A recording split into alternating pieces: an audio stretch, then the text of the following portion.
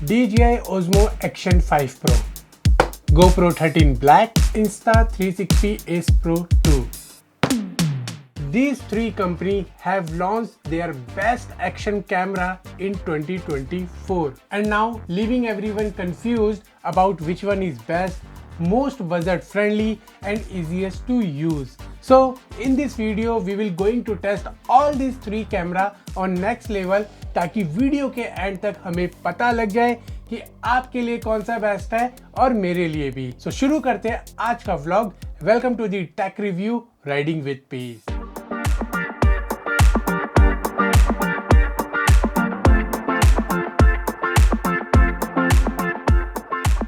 DJI, GoPro, Insta360। आप लोगों को तो पता ही है कि ये तीनों कंपनियां मार्केट में धूम मचा रही है, अलग अलग नेक्स्ट लेवल के कैमरास निकाल रही है, जैसा कि ये तीनों सामने रखे हुए हैं। आज हमें इन तीनों कैमरा को टेस्ट करना है, तो मैंने कुछ पॉइंट्स बनाए जिनको हम लोग स्टेप बाय स्टेप फॉलो करेंगे, अच्छे तरीके से शूट करेंगे, चाहे वो डे लाइट में हो या फिर लो लाइट में, इंडोर हो या फिर आउटडोर हो, एक्शन मोड हो या फिर वॉक मोड हो। तो आज हम लोग इन तीनों कैमरा को अच्छे तरीके से टेस्ट करेंगे और लास्ट में एक डिसीजन लेंगे कि हम लोग कौन सा खरीद सकते हैं बिना कुछ सोचे समझे। तो शुरू करते हैं सबसे पहले इनकी स्पेसिफिकेशन के बारे में कि ऐसी कौन सी क्या चीज इनके अंदर लगाई गई है जो ये आपस में एक दूसरे को अलग करते हैं। तो बात करते हैं तीनों की बिल्ड क्वालिटी के बारे में। यहाँ पे आप देख सकते हो सबसे छोटा और कॉम्पैक्ट जो दिख रहा है DJI Osmo Action 5 Pro, जो बहुत ही ज़्यादा स्टडी लुक में दिख रहा है। उसके बाद बारी आती है आपकी GoPro 13 की, जो थोड़ा सा बड़ा साइज है, और लास्ट में आता है Insta360 Ace Pro 2। तो बात की जाए इनके सेंसर के बारे में तो बहुत ही अमेजिंग सेंसर इनके अंदर लगाए गए हैं। सबसे पहले DJI Osmo Action 5 Pro के अंदर 1x1.3 इंच का सेंसर जो हाईएस्ट वीडियो रिकॉर्ड करता है 4K 120 FPS पर। Insta360 तो इसके अंदर भी 1x1.3 इंच का सेंसर लगाया गया है, 8K 30 FPS और 4K 120 FPS पर रिकॉर्ड करता है। तो यहाँ पे GoPro 13 ने थोड़ा सा गेम चेंज कर दिया है, 1x1.9 इंच का सेंसर यूज किया गया है जो 5.3K 60 FPS and 4K 120 FPS। तो तीनों कैमरास के अंदर सेंसर तो बड़े कमाल के लगाए गए हैं। अब बात कर लेते हैं डिस्प्ले के बारे में। तो सबसे पहले DJI Osmo Action 5 Pro के अंदर फ्रंट स्क्रीन दी गई है 1.46 इंच की with HDR OLED touch screen, और साथ में जो रियर स्क्रीन दी गई है वो है 2.5 inch with HDR OLED touch screen. आप फ्रंट स्क्रीन से भी सारी सेटिंग्स चेंज कर सकते हैं। तो GoPro में फ्रंट में दी गई है 1.4 इंच की non touch screen LCD and rear में दी गई है 2.3 inch touch screen LCD। Insta360 Ace Pro 2 जिसमें दिया गया है 2.5 इंच का flip touch screen with double tap zoom, but front non touch screen है, just you can see only settings. बाकी इनकी वाटरप्रूफ रेंज भी बहुत अच्छी है। DJI Osmo Action 5 Pro में मिलती है 20 मीटर विदाउट वाटरप्रूफ केस, और अगर आप वाटरप्रूफ केस यूज करते हो तो 60 मीटर की रेंज मिल जाती है। तो यही बात की जाए GoPro की तो हमें 10 मीटर की रेंज मिलती है और Insta360 में हमें 12 मीटर की रेंज मिलती है। तो बात की जाए स्टोरेज के बारे में, हमें Insta360 Ace Pro 2 GoPro 13 के अंदर कोई भी इंटरनल मेमोरी नहीं मिलती है, हमें एक्सटर्नल मेमोरी कार्ड ही यूज करना पड़ेगा। और अगर बात की जाए DJI Osmo Action 5 Pro के बारे में तो भैया इसके अंदर 64 GB इनबिल्ड मेमोरी है, जिसमें हमें यूज करने के लिए मिलती है 47 GB। अगर आप अपना मेमोरी कार्ड भूल जाते हो तो टेंशन वाली कोई बात ही नहीं है, इसके अंदर हमें 47 GB स्पेस मिलता है यूज करने के लिए, और साथ के साथ इसमें एक्सटर्नल मेमोरी कार्ड भी यूज कर सकते हैं अप टू 1 TB। तो अब बात करते हैं इनके अटैचमेंट के बारे में। तीनों कैमरास के अंदर हमें ऑप्शन मिलता है मैग्नेटिक माउंट लगाने का। अगर आप GoPro खरीदते हो तो इसके साथ में कोई भी मैग्नेटिक माउंट नहीं आएगा, आपको अलग से एक्सेसरीज में खरीदना पड़ेगा। अब बात की जाए Insta360, इसके साथ में दिया गया मैग्नेटिक माउंट जो आप इजीली इस तरीके से अटैच कर सकते हो। DJI Osmo Action 5 Pro के बारे में, इसके अंदर भी मैग्नेटिक माउंट दिया गया है, यहाँ पे इस तरीके से सेम Insta360 की तरह अटैच होता है। तो यहीं पे अब बात की जाए अगले पॉइंट के बारे में, तो बैटरी लाइफ। सबसे पहले अगर बात की जाए DJI Osmo Action 5 Pro के बारे में तो इसमें मिलती है हमें 1950 mAh की बैटरी, जो हमें डिफरेंट मोड पे 4 आवर का वर्किंग टाइम देती है। यही बात की जाए Insta360 Ace Pro 2 के बारे में, तो उसमें मिलती है हमें 1800 mAh की बैटरी, लेकिन बैकअप टाइम कम है। और एज इट इज हमें मिलता है GoPro में भी। GoPro में दिया गया है 1900 mAh की बैटरी, जो हमें same backup time Insta360 Ace Pro 2 के बराबर देती है। एक कमाल की बात बताऊं, जब मैं इन तीनों कैमरा को यूज कर रहा था तो सबसे पहले बैटरी डाउन हुई Insta360 Ace Pro 2 की, उसके बाद GoPro, और वहीं जब मेरी नजर पड़ी DJI Osmo Action 5 Pro के ऊपर, तो इसके अंदर 50% बैटरी रिमेनिंग थी। मतलब मैं बहुत काम और कर सकता था। तो यहाँ पे भी DJI ने बैटरी के ऊपर बड़ा कमाल का काम किया है। लेकिन अगर आप कॉम्बो खरीदते हो DJI Osmo Action 5 Pro का, तो उसके अंदर मिलता है ये बैटरी केस, जिसमें दिया गया है ऑप्शन C टाइप चार्जिंग का, और इसके अंदर लगती है 3 बैटरीज। मतलब नॉन स्टॉप आप 12 घंटे काम कर सकते हो DJI Osmo Action 5 Pro के अंदर। तो ये तो थी इनकी बेसिक चीज़ें जो मैंने बता दी। अब करते हैं इनका वेट मेजरमेंट, क्योंकि एक एक्शन कैमरा का ना हल्का होना बहुत ज़रूरी है। अगर वो ज़्यादा भारी होगा तो माउंट करने में, और अगर हमें उसे हेलमेट पे यूज़ कर रहे हैं, हमारी नेक में बहुत दिक्कत आती है। तो मैंने जब इनका वेट मेजरमेंट किया तो मैं काफ़ी हैरान हो गया। सबसे ज़्यादा हैवी जो निकला वो है हमारा Insta360 Ace Pro 2, उसके बाद GoPro, और सबसे नंबर 1 पे था हमारा DJI Osmo Action 5 Pro, जो बहुत ही ज़्यादा लाइट वेट है। तो अब बात करते हैं इनके इंटरनल माइक के बारे में। तो हमें Insta360 Ace Pro 2 के अंदर मिलते हैं 3 माइक। बाकी फ्रंट में इसके आगे ग्रिल दी गई है, छोटी सी फॉर्म भी लगाई गई है ताकि नॉइस कैंसिलेशन का काम हो सके। GoPro में हमें एज अ स्टीरियो मोड मिलता है, जो इनका स्टार्टिंग से चला आ रहा है। अब बात की जाए यहाँ पे DJI Osmo Action 5 Pro के बारे में, तो इसके अंदर भी हमें 3 माइक मिलते हैं, same as it is Insta360 Ace Pro 2 की तरह। अब अगर इनके अंदर आपको एक्सटर्नल माइक यूज करना है तो आपको अलग से माइक अडेप्टर लगाना पड़ेगा, फिर उसको इधर उधर अटैच करना पड़ेगा, तब आप वायर वाला माइक यूज कर पाएंगे, या फिर कोई भी वायरलेस माइक, लेकिन उसमें वायर का कनेक्शन होगा। यहाँ पे DJI ने बहुत अच्छा काम किया है। इन्होंने प्रोवाइड किया है DJI Transmitter 2 with dead cat. बाकी ये mic as a wireless bluetooth connectivity के साथ इसमें डायरेक्ट कनेक्ट हो जाता है। DJI Osmo Action 5 Pro के अंदर हमें 2 ट्रांसमीटर, ऐसे 2 माइक हम लोग कनेक्ट कर सकते हैं, उसका ऑप्शन दिया हुआ है। बस सिंपल इसको हमें सर्चिंग मोड पे डालना है और यहाँ पे हमें क्लिक करना है और ये आपस में कनेक्ट हो जाएंगे। तो यहाँ पे ये कनेक्ट हो गया है। सबसे अच्छी बात, जब हम लोग इसको यूज करेंगे तो इसके आप स्क्रीन पे देख सकते हो कि हमें ऑडियो का लेवल भी दिखा रहा है, और पीछे भी आप चेक कर सकते हो, यहाँ पे भी दिखा रहा है। तो ये 2 ट्रांसमीटर हम लोग इसके अंदर कनेक्ट कर सकते हैं और बहुत अच्छे से ऑडियो रिकॉर्ड कर सकते हैं। मतलब कोई भी एक्सटर्नल माइक अडेप्टर की जरूरत नहीं है, सीधा हमारी व्लॉगिंग चालू। तो ये तो थी स्पेसिफिकेशन इन कैमरास की। लेकिन अब करते हैं आउटडोर टेस्ट। लेकिन आउटडोर टेस्ट करने के लिए मैंने इन कैमरास को एक स्टिक के ऊपर माउंट कर लिया है, ताकि किसी भी कैमरा के साथ कोई भी पार्शियलिटी ना हो और इक्वल जजमेंट मिल सके। तो चलते हैं सीधा बाहर और करते हैं outdoor test. So this is a daylight test. अभी मैंने इसकी सेटिंग्स कर दिया, तीनों कैमरास की सेटिंग कर दिया 4K 60 फ्रेम पर सेकंड पर, और वाइड एंगल ही मैंने इसकी रेंज रखी है ताकि आपको पीछे का डायनामिक रेंज अच्छे से समझ आ सके। This is a first test 4K 60। इसके बाद हम लोग धीरे धीरे करके स्विच करते रहेंगे ताकि आप लोगों को वीडियो क्वालिटी भी समझ आती रहे।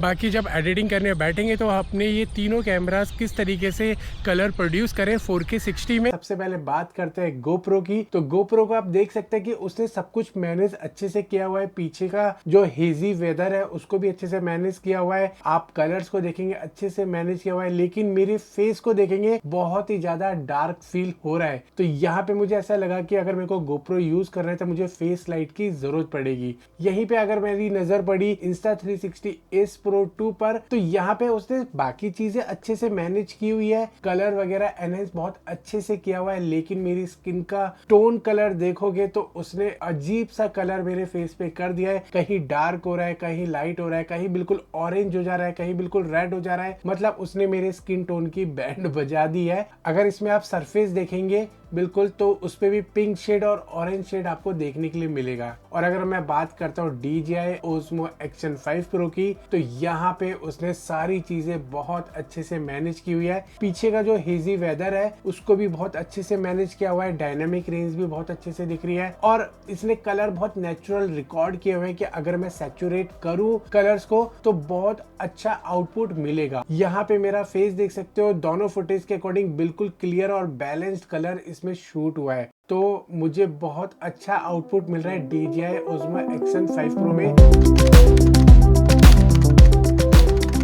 तो ये तो हो गया हमारा डे लाइट का वीडियो टेस्ट। हमने दोनों उसमें चेंज करके देख लिया है, किस हिसाब से हमें कैसा रिस्पांस मिल रहा है ये आप अच्छे से डिसाइड कर सकते हो। अब इनके जो इनबिल्ड माइक है उसके साथ ऑडियो हम रिकॉर्ड कर लेते हैं ताकि उसके बेस पर भी चेक कर पाए कि किसकी बेस्ट क्वालिटी है अगर इनबिल्ड माइक हम लोग यूज़ करते हैं। तो अभी तो हमने किया था वीडियो डे लाइट टेस्ट, अभी हम लोग कर रहे हैं ऑडियो टेस्ट। तीनों के अंदर की ऑडियो चेक कर लेते हैं कि किस हिसाब से रिकॉर्ड कर रहा है। अभी ऊपर से एरोप्लेन जा रहा है तो उसकी भी आपको नॉइज़ चेक हो जाएगी कि पीछे से जो हमारा बैकग्राउंड जो नॉइज़ आती है वो कितनी हमारी अवॉइड होती है या फिर हमें डिस्टर्बेंस क्रिएट करती है। अभी एरोप्लेन जा चुका है तो यहाँ पे आप लोग कैलकुलेट कर सकते हैं अच्छे से कि किसकी वॉइस ज़्यादा अच्छी है। स्क्रीन पे आप देख रहे होगे ऑडियो स्विच हो रहा होगा Action 5 Pro, GoPro 13 और Insta360 Ace Pro 2। आप इसमें से आप चेक कर सकते हो कि किसकी बेस्ट ऑडियो इनबिल्ड माइक के साथ रिकॉर्ड हो रही है। तो सबसे पहले GoPro की बात करते हैं तो GoPro को आप देखोगे तो काफ़ी दबी हुई आवाज़ आपको सुनने के लिए मिल रही है और काफ़ी नॉइज़ भी इसमें रिकॉर्ड हो रही है। वही बात करते हैं Insta360 Ace Pro 2 की, तो इसके अंदर जो आगे फॉर्म लगा हुआ है वो ऐसा लगा कि बस उसने माइक के ऊपर कुछ ब्लॉकेज क्रिएट कर दिया है। जो एक शार्पनेस, एक क्लियरिटी, क्वालिटी आनी चाहिए थी वहाँ कहीं ना कहीं दबाव आ गया है जिसकी वजह से वॉइस बिल्कुल दब गई। और वही बात करें DJI Osmo Action 5 Pro की, तो यहाँ पे देख सकते हैं बिल्कुल शार्पनेस रिकॉर्ड हुई है, एक्यूरेट, बिल्कुल जो मैं वर्ड बोल रहा हूँ बहुत क्लियर सुनाई दे रहा है। पीछे की जो नॉइज़ है वो भी काफ़ी बैलेंस करके रिकॉर्ड की हुई है। तो फुटेज की क्वालिटी में और वॉइस की क्वालिटी में अगर मैं कंपैरिजन करूँ so I go with the DJI Osmo Action 5 Pro क्योंकि काफ़ी अच्छा रिजल्ट मुझे देखने के लिए मिला है। ओके, तो अभी हम लोग कर रहे हैं लो लाइट टेस्ट आउटडोर के अंदर। अभी मेरे फ्रंट से ना स्ट्रीट लाइट आ रही है, आप देख सकते हो कि अभी किस कैमरा के अंदर कैसा आउटपुट नजर आ रहा है। सेंटर वाला मैंने लगाया हुआ है GoPro, इधर DJI Action 5 Pro और यहाँ पे Insta360 Ace Pro 2।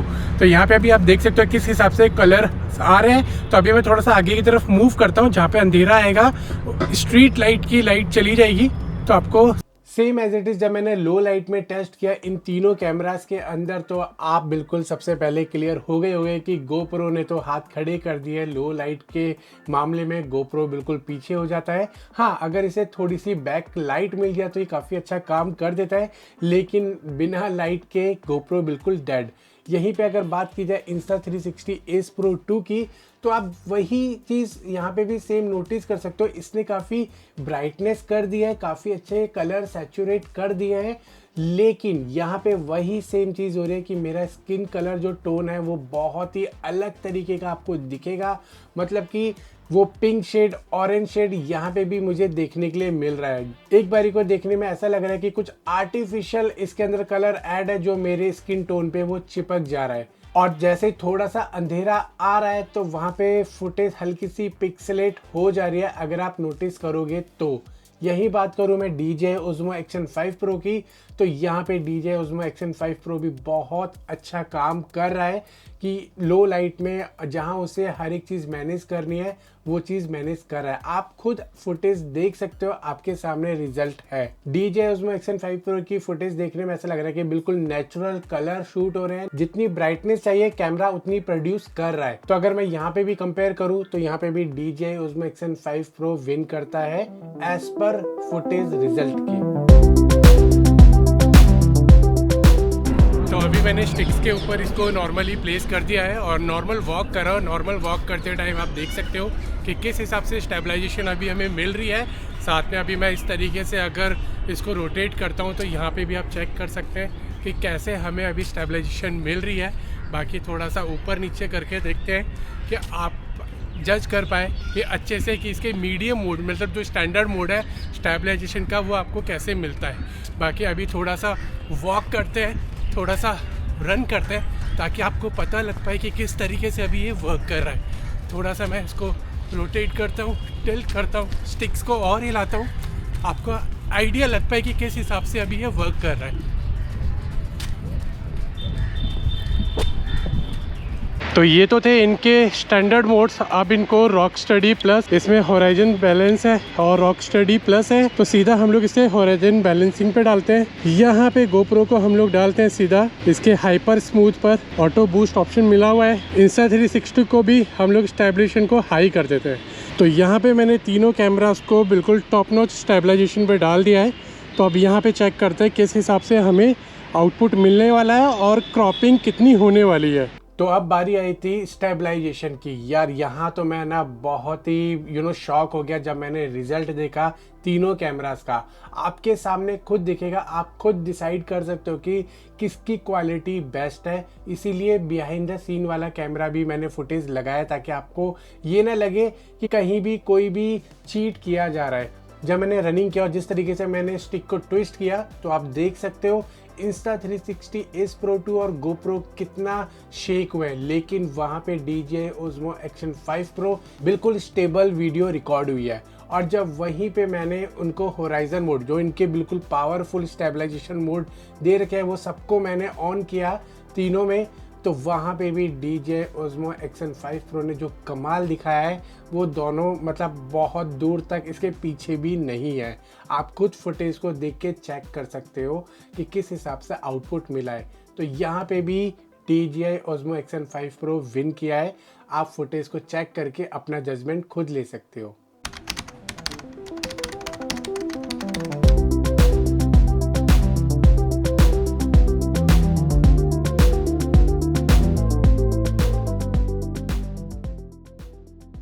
तो जब हम लोग इतना सारा कंटेंट रिकॉर्ड करें तो हम लोग टाइम लैप्स भी ज़रूर रिकॉर्ड करते हैं। तो मैंने यहाँ पे भी टाइम लैप्स रिकॉर्ड किया है, डे का भी और नाइट का भी और सनसेट के टाइम का भी, जो गोल्डन पीरियड होता है। तो आप खुद चेक कर सकते हैं कि किसकी फुटेज में कहाँ क्या कमी आ रही है। यहाँ पर भी सेम वही Insta360 Ace Pro का वही पिंक शेड, ऑरेंज शेड देखने के लिए मुझे मिल रहा है। और यहाँ पे GoPro की अगर बात की जाए तो डे लाइट में तो ये काफ़ी अच्छा काम कर रहा है, लेकिन जैसे थोड़ी सी लो लाइट होने लगती है GoPro डेड होने लगता है। वहाँ पे आप देख सकते हो DJI Osmo Action 5 Pro कि किस हिसाब से वर्क कर रहा है। बिल्कुल मतलब बैलेंस करके हर एक चीज़ रिकॉर्ड कर रहा है, लेकिन कहीं कहीं DJI Osmo Action 5 Pro हल्का सा फ्लैक्चुएट कर देता है लो लाइट में, जिसमें उसे मैनेज करने में, ऑपरेट करने में थोड़ा सा टाइम लगता है, लेकिन वो बिल्कुल सेटल्ड कर देता है।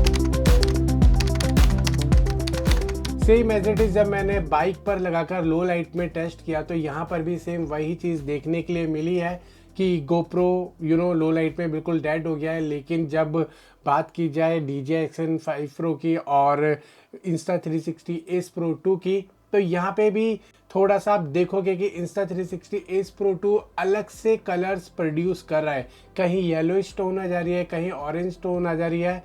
और वहीं पे अगर आप DJI Osmo Action 5 Pro देखोगे, फुटेज काफ़ी स्टेबल है, क्लियर है और जैसा नेचुरल जो वाइब होती है वो एक्यूरेट रिकॉर्ड करा है। तो यहाँ पर भी अगर मैं चेक करूँ तो DJI Osmo Action 5 Pro win करता है। अब बात की जाए इनके प्रॉब्लम्स के बारे में कि इनके अंदर क्या क्या प्रॉब्लम्स है। सबसे पहले Insta360 की बात करूं तो इसके अंदर सबसे बड़ी प्रॉब्लम क्या है कि टच स्क्रीन की। इसका जो टच स्क्रीन है वो काफी हमें ना हार्ड टच करना पड़ता है, तब जाके इसकी स्क्रीन वेक होती है, तब जाके इसके जितने भी प्रोग्राम्स हैं वो रन करते हैं। दूसरी प्रॉब्लम मुझे क्या लगी है, यहाँ पे जो स्क्रीन के पीछे इसका कनेक्शन वायर है, तो ये कनेक्शन वायर कहीं ना कहीं डर हर वक्त बना के रखता है कि इनकेस आपका कुछ भी बहुत हैवी तरीके से यार लग गया या आपका कैमरा हाथ से गिरा, कोई भी शार्प चीज लग गई, तो जैसे आपकी ये वायर कटी आपका कैमरा डेड। बात की जाए GoPro के बारे में तो देखो GoPro 13 के अंदर हमेशा एक प्रॉब्लम रही है। सबसे पहली लो लाइट, जैसी लो लाइट होती है ये डेड हो जाता है और उसके बाद आप यूज कर रहे होते हो, यूज करते करते ये हैंग हो जाता है, आपको मीडिया मोड से निकालना पड़ेगा, फिर उसकी बैटरी रिमूव करनी पड़ेगी, देन फिर इंसर्ट करके आप यूज कर पाओगे। और बात की जाए DJI के लिए, मैं इसे काफी दिन से 10-15 दिन से यूज कर रहा हूँ, मुझे अभी तक इसके अंदर कोई भी प्रॉब्लम देखने के लिए नहीं मिली है। ये बहुत अच्छे से काम कर रहा है। तो बात की जाए इनके अंदर सेटिंग्स कितनी इजी है, देखो Insta360 Ace Pro 2 और DJI ये दोनों इजी टू यूज है, मतलब बच्चा भी इनको इजीली यूज कर लेगा। लेकिन जब GoPro की बारी आती है तो इसको यूज करना बहुत ज्यादा मुश्किल है। इसकी जितनी भी सेटिंग्स है पहले सीखना पड़ेगा, तब आप बाकी चीजें समझ पाओगे।